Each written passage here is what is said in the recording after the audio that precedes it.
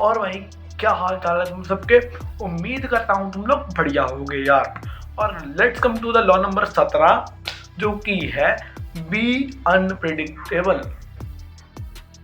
अब ये अनप्रिडिक्टेबिलिटी का लॉ इज हाइपर यूजफुल। एक होता है यूजफुल, एक होता है बहुत यूजफुल, और एक होता है हाइपर यूजफुल।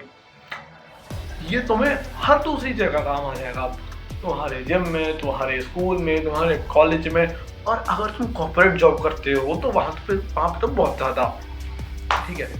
और यहाँ पे अनप्रेडिक्टेबिलिटी को मुझे समझाने की ज़रूरत है ही नहीं भाई। अगर तुम किसी के लिए भी हल्के से प्रेडिक्टेबल हो तो you are the easiest target, you are the easiest target. For example, हम रियल लाइफ के एग्जाम्पल बाद में आएंगे, और बुक पे भी हम बाद में आने वाले हैं। Let's come to gaming. हाँ, आज तुम्हारा भाई बहुत टाइम बाद गेमिंग की एग्जाम्पल लेगा, क्योंकि भाई जब से वीडियो बनानी शुरू करी है I have never talked about any game. तो बीजीएमआई की बात कर लेते हैं भाई।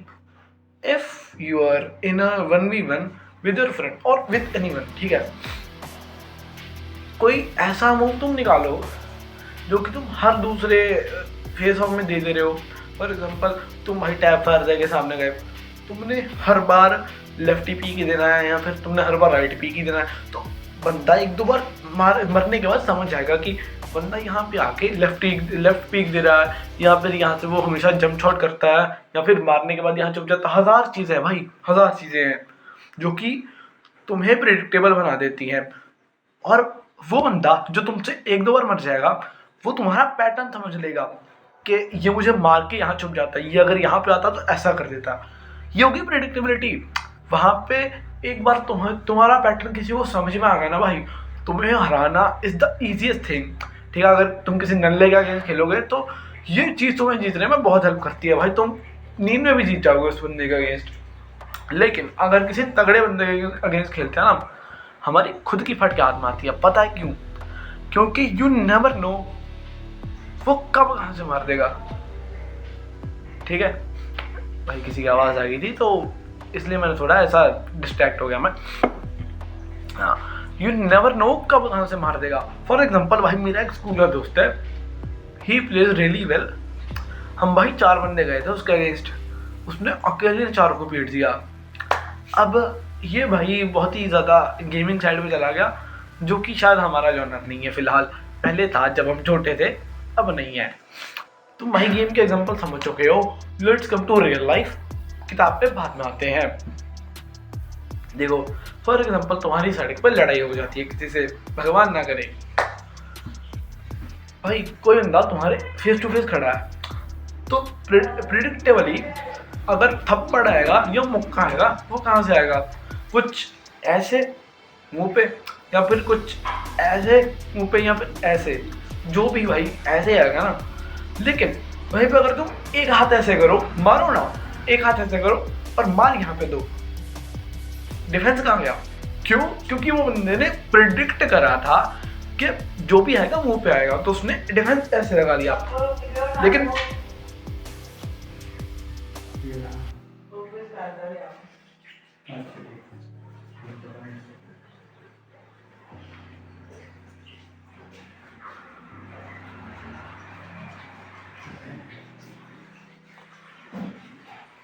फ्लो तोड़ता सारा।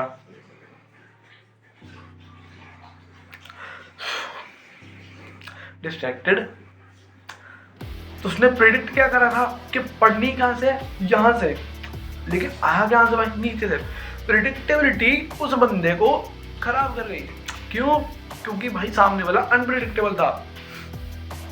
ठीक है, रियल लाइफ की एग्जांपल हो गई। और लेट्स कम टू बुक की एग्जांपल, जो कि मुझे बहुत बहुत प्यारी लगी आज भी भाई। ये बुक को जैसे जैसे मैं रिवाइज कर रहा हूँ, it is becoming more and more favourite of me.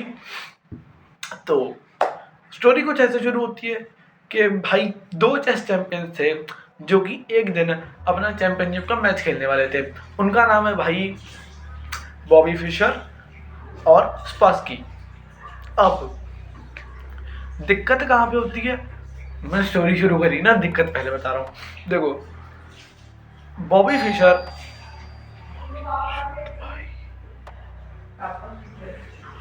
बेले मार रही हैं लोग इतनी रात में, भाई रात के 10 बज रहे हैं अभी।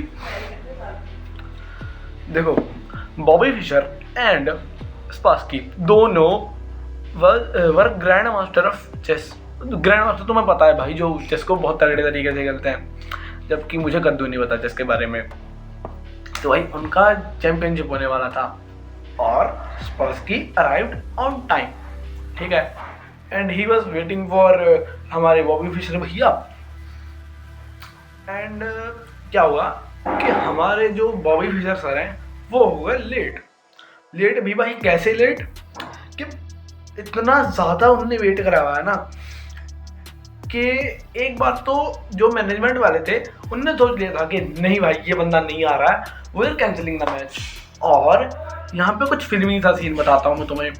5:10 पे वो मैच कैंसिल करने वाले थे and you guessed it right भाई, फिशर भैया 5:09 पे एग्जैक्ट हॉल में पहुंच गए। क्यों? क्योंकि भाई वो मैच को कैंसिल नहीं होने देना चाहते थे।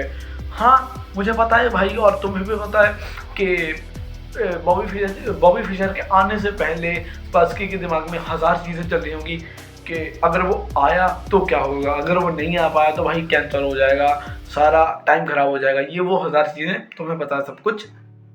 लेकिन एक बार तो भाई बंदा आ गया, अब तो मैच खेला जाएगा। अब पहली बात तो वो आया लेट है, और मैच शुरू करने से पहले हमारे बॉबी फिशर भैया कर क्या रहे हैं पता है क्या? He was complaining about every single thing he saw in the hall. वो हॉल की कंप्लेन कर रहे हैं कि हॉल अच्छा नहीं है, कुर्सी अच्छी नहीं है, लाइट अच्छी नहीं है, 1000 तरह की पता नहीं कैसे, लेकिन अलग अलग कंप्लेन कर रहे थे। और भाई मैनेजमेंट वालों ने सोच लिया कि ये बहुत ज़्यादा मुँह चला रहा है और अगर तू ज़्यादा बोलेगा हम मैच कैंसिल कर लेंगे। बोला नहीं भाई मैच तो नहीं कैंसिल होने दूंगा। तो ही डिसाइडेड कि चलो छोड़ो खेलते हैं, जैसा भी है ठीक है खेलते हैं। और Spassky knew Bobby Fischer really well, वो बहुत बार उनसे खेल चुके थे और बहुत बार उन्होंने हराया भी था। और जब तुम किसी के साथ लगातार प्रैक्टिस करते रहते हो यू नो देयर नेचर। अगर कोई बंदा तुम्हें पता है कि वो जल्दी हार नहीं मानता है, यू ऑलरेडी नो कि अगर वो बंदा हारने की कगार पे भी है ना, जब तक उसकी तलवार टूट के गिर नहीं जाएगी वो नहीं हिलने वाला। ऐसा बंदा था भाई बॉबी फिशर, ये स्पासकी को पहले से पता था। लेकिन वहाँ पे भाई बॉबी फिशर ने कुछ गलती कर दी, और जो कि मैं नहीं बता सकता because I know nothing about chess. तो बॉबी फिशर ने करी कुछ गलती जिसकी वजह से स्पासकी को एक मौका मिला। और भाई अब कोई गलती करेगा तो ही वॉज, भाई उनके चेहरे पर पसीना आ गया बॉबी फिशर के कि अब तो गलती हो गई है, तो कैसे तो करके अब ऑब्वियस ही बात है कि स्पासकी जीत ही जाएंगे। जीत गए भाई वो पहला मैच, और पहला मैच हारने के बाद भाई स्पासकी खुद कंफ्यूज थे। क्यों? क्योंकि अभी वो जो मूव था उससे मैच खत्म नहीं होने वाला था, उससे कुछ मैच लंबा चल सकता था, लेकिन बॉबी फिशर के चेहरे पे ऐसे पसीना आ जाता है भाई अब तो सब खत्म हो गया। तो ही बस रियली सरप्राइज की इस बंदे को जब तक पूरा ऐसे चेसबोर्ड खाली ना हो जाए तब तक इसे सांस नहीं आती है, और आज ये ऐसे पसीने में लथपथ है कि भाई कैसे हो गया ये सब।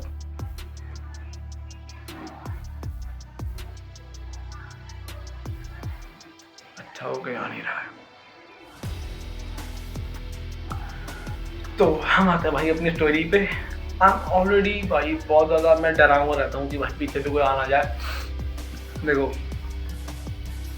पहली गेम हारने के बाद बॉबी फिशर के दिमाग में आया कि नहीं अब तो मुझे कुछ अलग करना पड़ेगा। और हुआ क्या कि बॉबी फिशर ने अपना अनप्रिडिक्टेबल नेचर बाहर निकाल लिया। कैसे? एक मैच हारने के बाद भाई वो बंदा ले गया ईगो पे, और उनने लगातार 2 मैच जीते, ठीक है। और यहाँ तक चीज़ें सीम प्रीटी नॉर्मल कि हाँ भाई कोई बंदा अगर ईगो पे ले जाए कि मेरे साथ कुछ गलत हुआ है, मैंने कुछ गलत करा है, I have to correct it, तो वो बंदा कुछ ना कुछ करेगा। Yes he won two matches, और उसके बाद भाई कैसे तो करके वो बंदा लगातार 6 गेम जीता, लगातार भाई लगातार, एक के बाद एक, एक के बाद एक।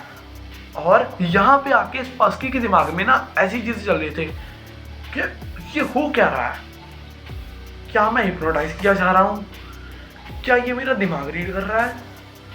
भाई ऑब्वियस ही बात है कि अगर तुम कुछ गलती करते हो पैनिक सिचुएशन में तो तुम अपने आप डर जाओगे, ठीक है। फॉर एग्जाम्पल हम दोबारा गेम में चलते हैं, अगर तुम अकेले हो और एक पूरी टीम तुम पे चढ़ जाती है तो स्वाभाविक सी बात है कि भाई तुम्हें पसीने आएंगे कि मैं तो अकेला हूं, मैं क्या क्या करूंगा, ठीक है। और यहाँ पे तुम करोगे गलतियां, और भाई एक तो उनके दिमाग में ये चल रहा है कि मैं हिप्नोटाइज हो रहा हूँ, ठीक है। दूसरा भाई वो देखते हैं कि चलो अगर ये मुझे हिप्नोटाइज कर भी रहा है ना तो मैं अब इसकी आंखों में देखूंगा ही नहीं। ये सोचते हुए ही डिसाइडेड टू एट लास्ट, एक बार मैं एक लास्ट टाइम के लिए ना बॉबी फिशर की आंखों में देखूंगा। And he was supremely confident. भाई बॉबी फिशर के चेहरे पे जो कॉन्फिडेंस झलक रहा था, इट वॉज अनमैचेबल, ठीक है।